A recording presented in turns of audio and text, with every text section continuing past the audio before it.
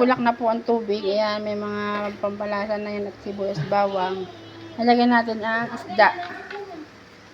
Yes. Ayan, lagyan na rin natin ang sampalok. Dapat pala siya nung lagyan ng patis. Kasi natin ito.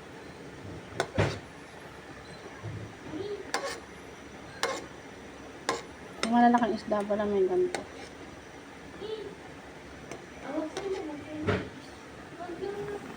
Ayan, lagyan na natin ang gulay.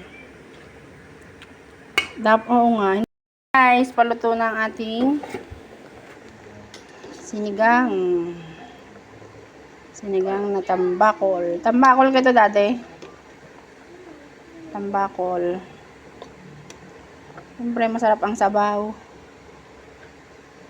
Bawasan na natin ng sampalok. Napakaasim.